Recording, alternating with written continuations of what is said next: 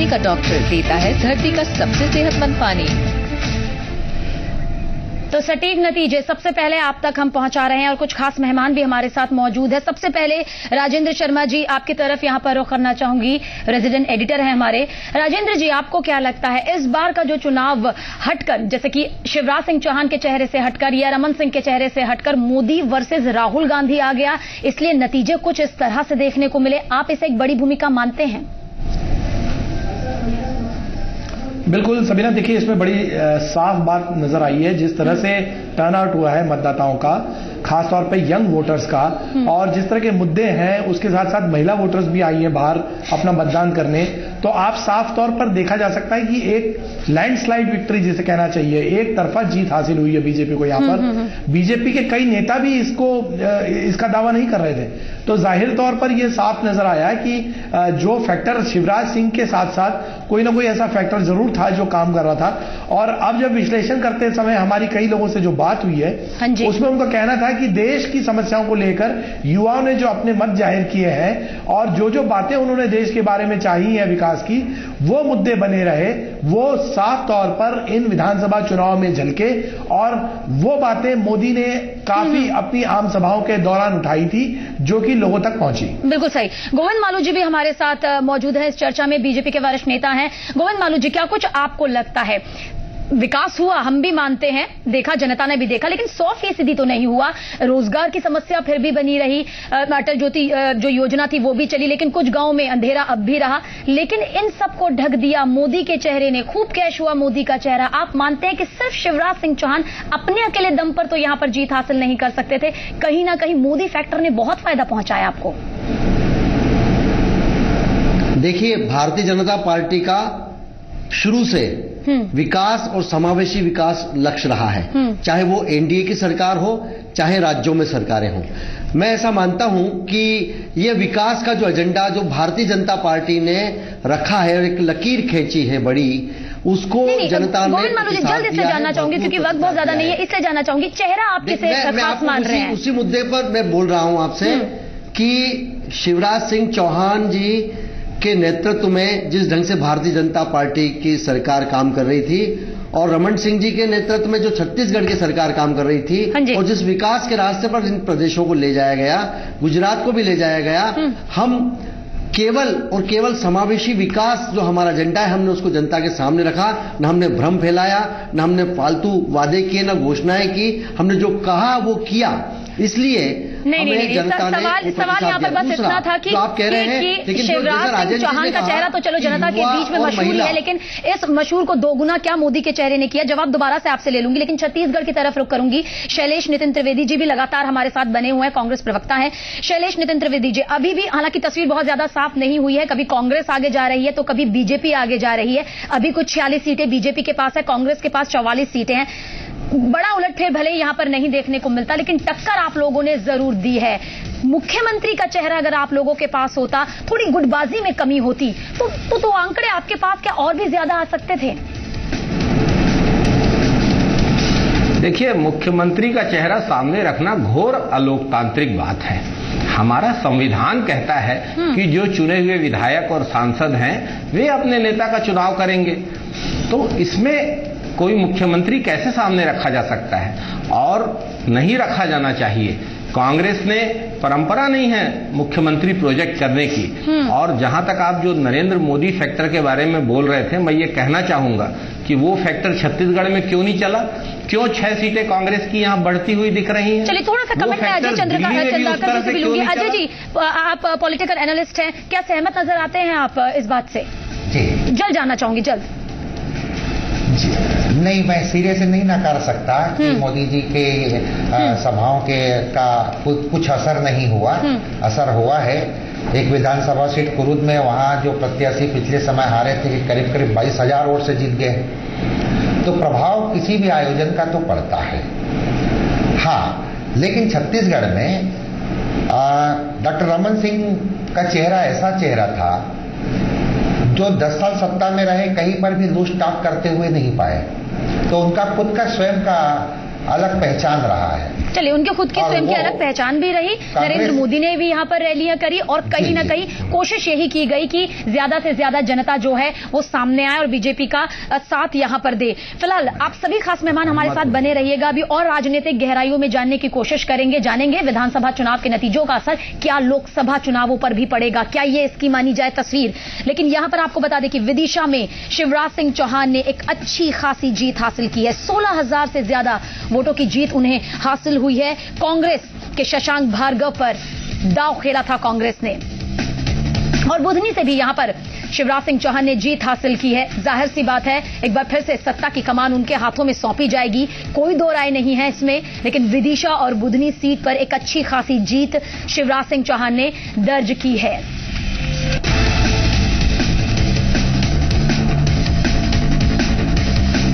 और क्या कुछ उनका ये सियासी सफर रहा, उस पर एक नजर डालते हैं।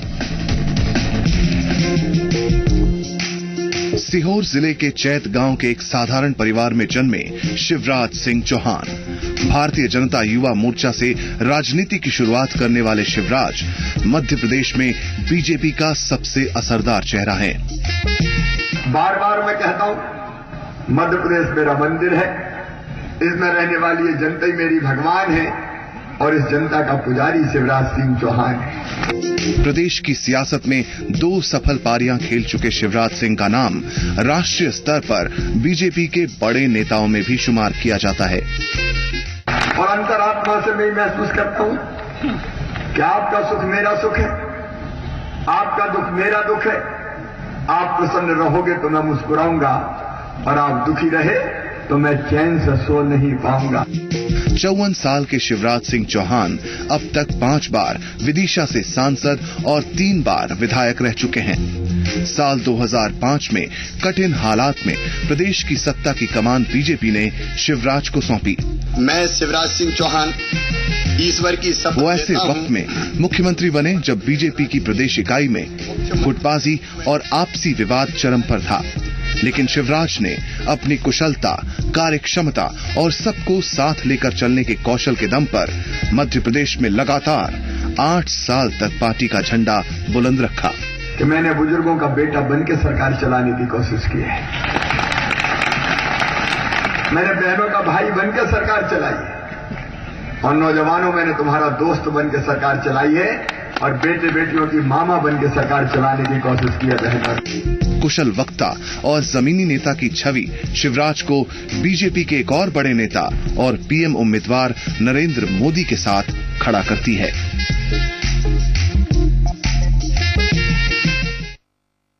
और मध्य प्रदेश में बीजेपी तीसरी बार सरकार बनाने के करीब है। शिवराज सरकार के कैबिनेट मंत्री विजय शाह ने इसका श्रेय मुख्यमंत्री शिवराज सिंह चौहान को दिया और कहा कि इस बार मोदी फैक्टर से ज्यादा शिवराज फैक्टर काम आया। देखिए, मोदी जी की राष्ट्रीय नीति और मोदी जी को हिंदुस्तान के प्रधानमंत्री के रूप में प्रस्तुत करने से पूरे जनता के सामने स्पष्ट स्थिति बनी कि हमारा प्रधानमंत्री कौन होगा, हमारी नीति कौन सी होगी, हम देश कैसे चलाएंगे, हम देश का मान सम्मान और स्वाभिमान कैसे कायम रखेंगे। उससे निश्चित रूप से जनता में उत्साह आया, खास करके युवा वोटर बाहर निकल के आए, और उसका नतीजा ये है कि मध्य प्रदेश में जहां हमारी सरकार अपने काम पर आधारित थी, वही राष्ट्रीय लेवल पर हमने एक वो पिक्चर दिखाया जो मान सम्मान और स्वाभिमान का प्रतीक मोदी जी को सामने लाए। और जी मीडिया संवाददाता गौरव शर्मा भी लगातार हमारे साथ बने हुए हैं। गौरव, यहां पर आपकी तमाम कांग्रेस के नेताओं से बातचीत अभी हुई है, जानना चाहेंगे हार का ठीकरा किसके सिर फोड़ रहे हैं, क्योंकि कल तक आत्मविश्वास भरपूर था।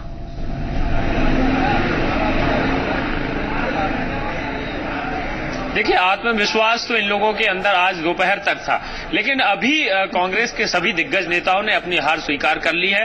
हालांकि उन्होंने यही कहा है कि आत्ममंथन के लिए, आत्मचिंतन के लिए, विश्लेषण के लिए उन्हें कुछ वक्त की जरूरत है। अभी वो सीधे तौर पर ये नहीं कह सकते हैं कि चूक कहां हुई, कमी कहीं रह गई, लेकिन ये बात उन्होंने जरूर स्वीकार की है कि हाँ, कमी तो कहीं रह गई। यही वजह रही कि बीजेपी और मुख्यमंत्री शिवराज सिंह चौहान की हैट्रिक लगी और कांग्रेस को कहीं ना कहीं हार झेलनी पड़ी। लेकिन हार का ठीकरा किसके सिर पर फूटेगा, ये अभी तक तय नहीं हो सका है। लेकिन जाहिर सी बात है कि 6 सभी जो कद्दावर नेता हैं सभी ने मिलकर मुख्यमंत्री शिवराज सिंह चौहान को हराने के लिए, पटकनी देने के लिए मैदान संभाला था और वो 6 के 6 नेता ढेर हो गए और अकेले शिवराज सिंह चौहान उन 6 नेताओं पर भारी पड़े हैं। ये बात कहीं ना कहीं कांग्रेस भी दबी जुबान से स्वीकारने के लिए तैयार है। चलिए गौरव, कुछ दिनों पहले हमने देखा भी, आपने कांतिलाल भूरिया का भी इंटरव्यू किया था। बड़े आत्मविश्वास के साथ उन्होंने ये कहा था कि बड़ा उलटफेर होगा और हम ही सत्ता में आएंगे। अब जब दोबारा आपके सामने आएंगे तो क्या कुछ सवाल आप पूछने वाले हैं उनसे?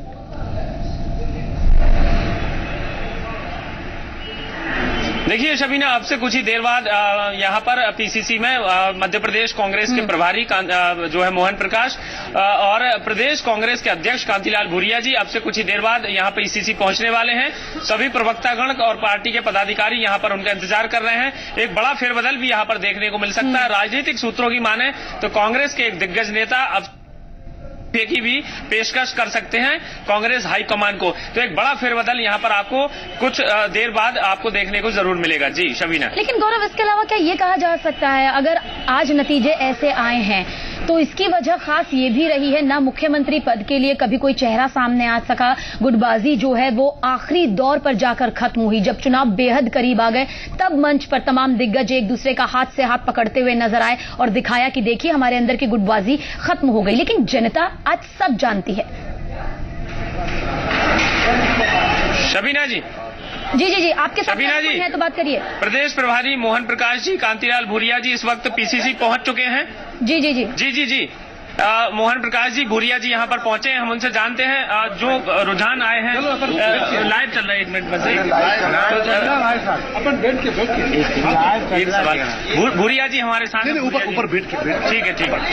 तो कुल मिलाकर मोहन प्रकाश जी और भूरिया जी का कहना है कि ऊपर बैठकर वो जवाब देंगे। अभी उन्होंने किसी भी बात का जवाब देना मुनासिब नहीं लगता। आप देख सकते हैं कि जिस तरीके से पार्टी पदाधिकारी और प्रवक्तागण यहाँ पर उनका इंतजार कर रहे थे और सीधे भूरिया जी और मोहन प्रकाश जी कार से उतरे और उन्होंने ये कहा कि अभी ऊपर बैठकर वो अलग से बातचीत करेंगे और वहां पर जवाब देंगे और सीधे तौर पर वो वहां अंदर प्रवेश कर गए। जी और गौरव, इसके पीछे की वजह आप भी जानते होंगे और मैं भी कि अगर जीत हासिल हुई होती तो शायद यहीं पर खड़े रहकर 2-3 मिनट तक तो बात जरूर करते कांतिलाल भूरिया जी। लेकिन जाहिर सी बात है, आंकड़े जिस तरह से आए हैं वाकई सोच समझकर अब सामने अपनी बात रखनी होगी। और कुछ खास मेहमान भी हमारे साथ बने हुए हैं, उनसे भी बात करेंगे। नवजोत सिंह सिद्धू क्या कुछ कह रहे हैं, सीधा रुख। जमीन से वो दब गए, दबते जो आसमां से न थे।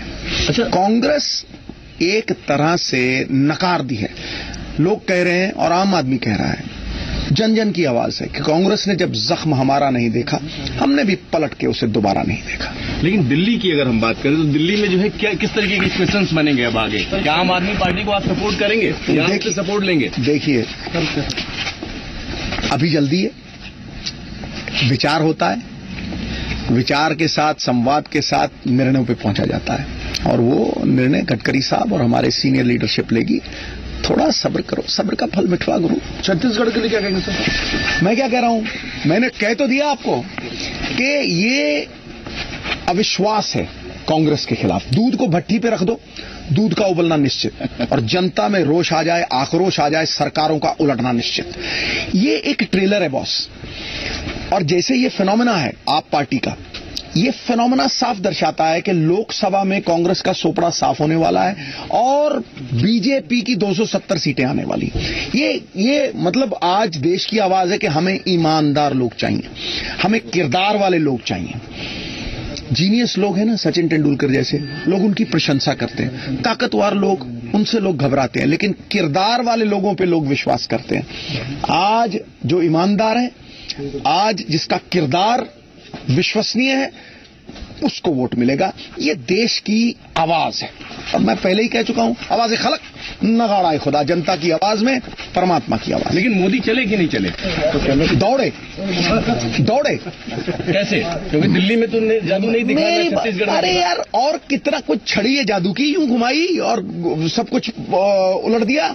देखो, इससे ज्यादा क्या परिवर्तन होगा, इससे ज्यादा क्या परिवर्तन होगा? आप जरा देखिए तो सही, हालत तो देखिए।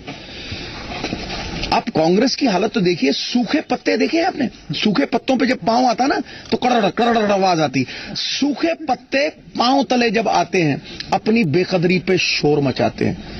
मैं भी इनकी हालत पे चीखा तो किया, दरिया भी जब सूखे हो तो खाक उड़ाते हैं। खाक उड़ रही है गुरु, देखो जाके, जाओ। और खास मेहमान हमारे साथ इस पूरे पैनल में बने हुए हैं राजेंद्र शर्मा जी। एक बार फिर से आपसे यहाँ पर शुरुआत करना चाहूंगी। यहाँ पर अगर देखा जाए, अभी कांतिलाल भूरिया से बात करने की कोशिश की गई लेकिन उन्होंने बात नहीं की। हालांकि इससे पहले जब तक नतीजे नहीं आए थे तब तक सब सामने आ रहे थे, सब अपनी जीत का दावा कर रहे थे। क्या ये लगता है हारने वाले के पास शब्द कम होते हैं और बहुत बेहद सोच समझकर अब कांग्रेस को आगे अपनी बात रखनी होगी, क्योंकि जीत के तमाम दावे बहुत पहले कर चुकी है वो? सबीना, देखिए, हारने वाले की बात नहीं है। बात यह है कि जो बढ़ चढ़ कर दावे करते हैं, अति उत्साह में रहते हैं, वो उनको बाद में जनता को जवाब देना मुश्किल हो जाता है। और जिस तरह से कांग्रेस के वरिष्ठ नेता अति उत्साह में थे और उन्होंने एक तरफा ये बयान जारी कर दिया था कि उनकी तो जीत सुनिश्चित है और वो बीजेपी का सुपड़ा साफ कर देंगे, ये कहकर कि पिछले 6 महीने की उनकी मेहनत ही रंग लाएगी। लेकिन उनको ये नहीं पता कि किसी भी चुनाव को, किसी भी रण को जीतने के लिए खास तौर पर विधानसभा में 5 साल मेहनत करनी ही पड़ती है। तो जो ऐसा कोई गैस पेपर नहीं होता जिससे कि जनता का रिजल्ट आपको अच्छे अंकों से पास कर दे। और यही वजह रही कांतिलाल भूरिया, जो जिस दिन मतदान 72% खत्म हुआ था, उस दिन कांतिलाल भूरिया का ये जवाब था कि अब बीजेपी का सुपड़ा साफ हो जाएगा या हमारे सामने और कोई दूसरी पार्टी टिक नहीं सकेगी। लेकिन जब उसका परिणाम आया तो आप देख सकते हैं कि किस तरह से कन्नी काट रहे हैं। जाहिर तौर पर कांग्रेस में वो जो गुटबाजी है वो इसका सबसे अहम, सबसे मुख्य कारण रहा, जिस वजह से कांग्रेस को इतनी करारी हार झेलनी पड़ी। चलिए, और इस बीच हम एक बात बता दें, जवाबदारी लेने को तैयार नहीं। इस बीच हम बता दें कि राजनांदगांव से डॉक्टर रमन सिंह 36,000 से ज्यादा मतों से अपनी जीत हासिल कर चुके हैं। तो 36,000 से ज्यादा वोटों से जीत यहां पर डॉक्टर रमन सिंह ने हासिल की है। छत्तीसगढ़ के मुख्यमंत्री हैं और जाहिर सी बात है, एक बार फिर से दांव पर उनकी पूरा जो राजनीतिक करियर है वो यहां पर लगा हुआ है, क्योंकि कैसा परफॉर्मेंस रहेगा ये जरूर यहां पर देखने वाली बात होगी। क्योंकि मोदी ने भी खूब सभा यहां पर की है, राहुल गांधी ने भी सभा की है और कांटे की टक्कर जो है इस वक्त नजर आती है।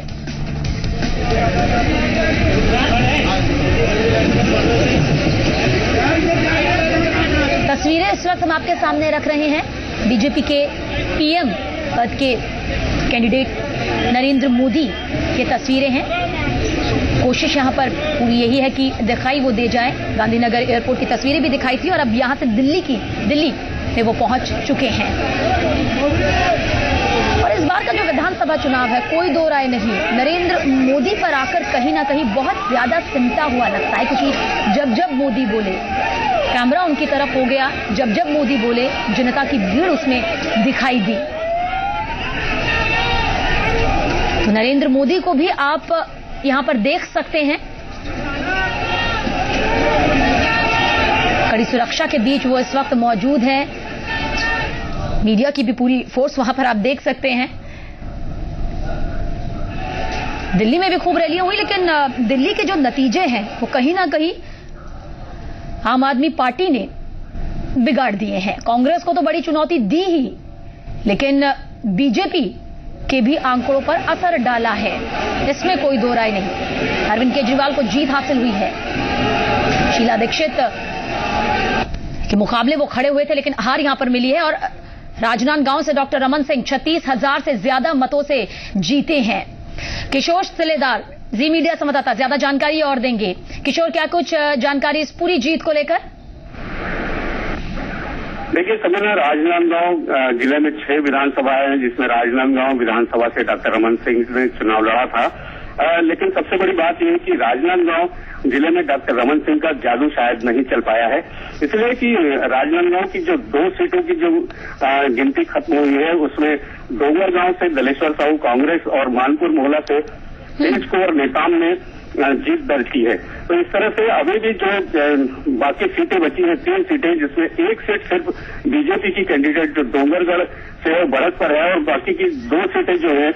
किशोर, माफ कीजिएगा, आपको यहाँ पर रोकेंगे, लेकिन मध्य प्रदेश कांग्रेस प्रभारी मोहन प्रकाश का कुछ कह रहे हैं। आदिवासी का, अल्पसंख्यक का, नौजवानों का, रोजगार का, शिक्षा का जो भी सवाल है, उस सवाल को प्रदेश के लोगों के हित में हम उठाते रहेंगे। कहाँ कमी रह गई कि इस तरह के नतीजे सामने आए? विश्लेषण करने पर सब चीजें आएंगी, कोई एक कारण नहीं हो सकता इसका। कोई लहर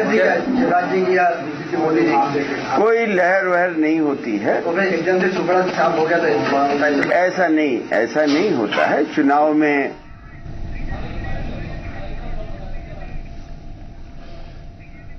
और बीजेपी पार्लियामेंट्री बोर्ड की तस्वीरें इस वक्त आपके सामने हैं। तमाम दिग्गज नेता एक साथ मौजूद हैं। दिल्ली में ये अहम बैठक चल रही है। नरेंद्र मोदी खुद यहां पर पहुंचे हैं दिल्ली। तस्वीरें भी हमने आपके सामने दिखाई थी। और जैसा कि ये उनका जाना माना साइन है, वी शेप विक्ट्री, विकास जिसे वो कहते हैं। साथ में लालकृष्ण आडवाणी वरिष्ठ नेता बीजेपी के उनके साथ में मौजूद है। राजनाथ सिंह उनके साथ में मौजूद हैं। अरुण जेटली भी मौजूद है। तमाम दिग्गज नेता इस वक्त एक साथ में नजर आ रहे हैं और कोई दो राय नहीं, मनमुटाव फिलहाल दूर नजर आता है, मुस्कान साथ में।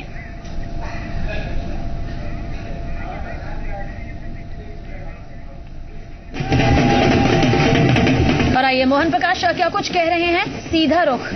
अपनी बात रखेंगे, लेकिन इस खाली इस्तीफा ही इसका निदान नहीं हो सकता। हमारी जो कमियां हैं या जिन वजहों से हम लोगों का मन नहीं जीत पाए, उन सारी चीजों पर विचार करेंगे। अगर कांग्रेस जीत जाती तो सारा श्रेय अकेले भूरिया जी को नहीं देते, इतने बड़े नेताओं में बढ़ता। तो अकेले भूरिया जी क्यों इस्तीफा दें? अगर इस्तीफा दें तो देखिए, ये मैंने कहा ना कि अभी ये प्रश्न आज का अभी का नहीं है। हम जब सब लोग बैठेंगे बात करेंगे, उसमें पूरी तरह साफ हो गया है। मालवा निवाड़ बड़े नेताओं। देखिए, ये चुनाव में होता है। हमने जिन इलाकों में हम बहुत कमजोर थे, वहाँ नतीजे बहुत अच्छे आ रहे हैं। जहाँ अपेक्षाकृत हमें ज्यादा की उम्मीद थी, वहाँ पर उन अपेक्षाओं के अनुरूप हमने प्रदर्शन नहीं किया। तो मैं बार बार इस बात को कह रहा हूँ कि इन सब चीजों को विश्लेषण करेंगे और विश्लेषण करके निश्चित तौर से आपसे भी शेयर करेंगे। प्रकाश जी, आपने काफी धुरंधरों को खड़ा किया था। आपने काफी सभाएं हुई जिसमें दिग्विजय सिंह जी, कमलनाथ जी, सिंधिया जी, सभी, पचौरी जी, सभी एक मंच पर खड़े हुए थे। किसी भी धुरंधर का जादू नहीं चला? नहीं, देखिए, ऐसा नहीं है। चुनाव में कोई भी पार्टी है अपनी शक्ति लगाती है, लेकिन लोकतंत्र में जो मतदाता है वो सर्वोपरि है। सोचने का विषय नहीं रहेगा सर, तो मध्य प्रदेश में कोई चेहरा बाकी नहीं बचा कांग्रेस के पास जिसको जो वोट खींच सके? देखिए, जब जनता का मन होता है तो अपने आप चेहरा वो ढूंढ लेती है। सर, प्राइमा फेसी क्या कारण लगता है आपको? प्राइमा फेसी क्या रीजन है, क्यों इतनी बड़ी हार हुई? देखिए, मैं किसी एक कारण पर संपूर्ण नतीजे का विश्लेषण नहीं कर सकता। चुनावी तैयारी अच्छे से थी आपकी? टिकट डिले हुआ, प्रत्याशी अच्छे से प्रचार नहीं कर पाए? मैं वही जवाब आपको दूंगा कि किसी एक कारण से हार और जीत नहीं होती, कई कारण मिलकर होते हैं। तो उन सब कारणों में कहां पर क्या कमी रह गई या हमको अपने में कहां सुधार करना है, वो उसको हम देखेंगे। सर, वक्त बहुत कम है, लोकसभा चुनाव बिल्कुल सर पर है, बहुत कम वक्त है कांग्रेस पार्टी के पास। पूरे देश में जिस तरीके से दिल्ली, मध्य प्रदेश रुझान सामने आए, नतीजे सामने आए, तो लोकसभा चुनाव विश्लेषण में ज्यादा वक्त लगेगा या फिर लोकसभा चुनाव की? नहीं, हम तो लोकसभा की तैयारी हमारे पहले से भी चल रही है और विधानसभा चुनाव के जो नतीजे हैं उनको दृष्टि में रखकर सुधार करके हम लोकसभा की तैयारी में भी लगे। मध्य प्रदेश में 29 सीट्स हैं लोकसभा की, ऐसी स्थिति में आप कितना एक्सपेक्ट करेंगे आप? देखिए, मैं अभी इस काल्पनिक सवाल का जवाब तो नहीं दे सकता कि हम कितनी करेंगे, लेकिन हमारी कोशिश ज्यादा से ज्यादा सीट जीतने की होगी। मोहन प्रकाश जी, कांग्रेस लगातार चुनाव में बीजेपी पे धांधली, गड़बड़ी, साजिश और षड्यंत्र का आरोप लगाती रही। क्या ये भी एक फैक्टर रहा जिससे नुकसान हुआ कांग्रेस को? अब जैसे जो लोग नीचे चुनाव लड़े हैं वो लोग अपनी आके रिपोर्ट देंगे, उसी के आधार पर हम आपका प्रश्न का जवाब दे पाएंगे। चुनाव का परिणाम आपको लगता है लोकसभा पर असर करेगा? देखिए, जो प्रदेश के विधानसभाओं के चुनाव होते हैं वो आमतौर पर प्रादेशिक जो प्रश्न होते हैं उनके आधार पर होता है, और जो नगर निकाय के चुनाव होते हैं उनका अलग एक बिंदु होता है, और और इसी तरीके से जब लोकसभा का चुनाव आता है तो लोकसभा के चुनाव में लोगों के वोट देने का मापदंड अलग होता है।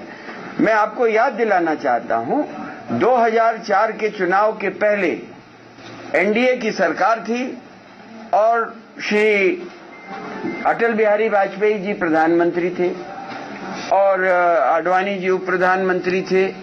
इसी तरीके से वो 2-3 राज्यों में चुनाव हुआ और उन चुनावों में बड़े पैमाने पर 3 राज्यों में शायद भारतीय जनता पार्टी जीत गई, तो उनको लगा कि पूरे देश के अंदर एनडीए की जीत हो जाएगी, तो उन्होंने चुनाव को भी पहले कर दिया। लेकिन इस देश के लोगों ने लोकसभा चुनाव में श्रीमती सोनिया गांधी जी के नेतृत्व में कांग्रेस और यूपीए पर भरोसा जिताया। तो जब लोकसभा का चुनाव आता है, राजस्थान के मुख्यमंत्री कुछ और ही कह रहे हैं, वो कह रहे हैं कि संकट के कारण है। देखिए, अभी आपने जो हमसे प्रश्न किया, उस प्रश्न का मैंने जवाब दिया कि जो इन 3 राज्यों का नतीजा आया है ये लोकसभा को प्रभावित करेगा या नहीं। उसका मैंने उदाहरण दिया कि लोकसभा के चुनाव में जब आदमी मत करता है तो उसके सामने मापदंड अलग होते हैं, और उसका उदाहरण मैंने दिया कि 2004 के चुनाव में भारतीय जनता पार्टी के नेतृत्व में एनडीए की सरकार थी। मापदंड की बात कर रहे हैं तो जानने की कोशिश करेंगे कि क्या वाकई ये सारे मापदंड यहां पर काम आएंगे लोकसभा या विधानसभा के। चर्चा लगातार जारी रहेगी, कुछ पलों के लिए बस रुकेंगे, जल्द हाजिर होते हैं।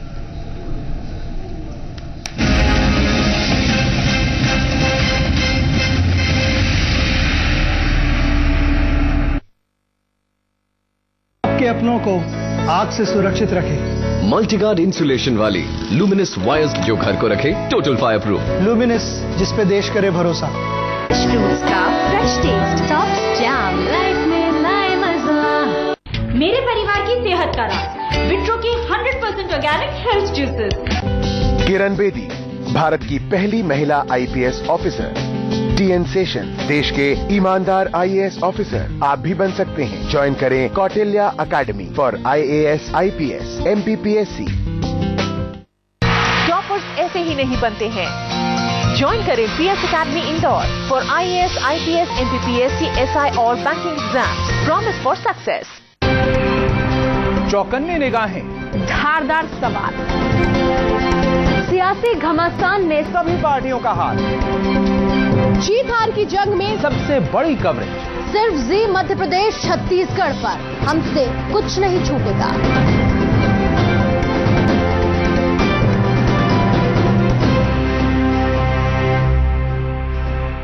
प्रायोजक एक्वागार्ड, पानी का डॉक्टर, देता है धरती का सबसे सेहतमंद पानी। पल पल के नतीजे, जीत के मायने, हार का गणित, सत्ता के खेल में कौन पास कौन फेल। सबसे पहले आंखों देखा हार, सबसे बड़ी गिनती पर सबसे पैनी नजर, चुनाव का हर नतीजा सबसे पहले सबसे सटीक, सिर्फ जी मध्य प्रदेश छत्तीसगढ़ पर।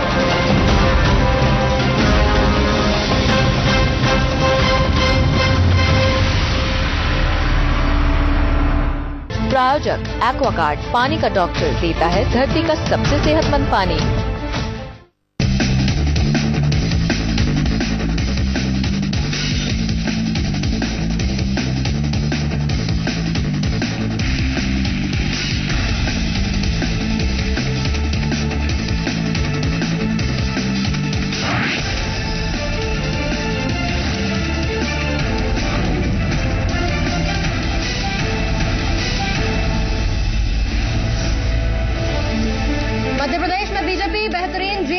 पहुंचती नजर आ रही है। मुख्यमंत्री शिवराज ने विदिशा और बुधनी दोनों ही सीट से जीत दर्ज की। शिवराज ने इसे मध्य प्रदेश की जनता के प्यार और विश्वास की जीत बताया। छत्तीसगढ़ में वोटों की गिनती जारी है। यहां बीजेपी और कांग्रेस के बीच कांटे की टक्कर। राजनांदगांव से सीएम रमन सिंह ने 35,886 वोटों से जीत दर्ज की, तो वहीं रायपुर में कांग्रेस दफ्तर के बाहर कार्यकर्ता जश्न मना रहे हैं।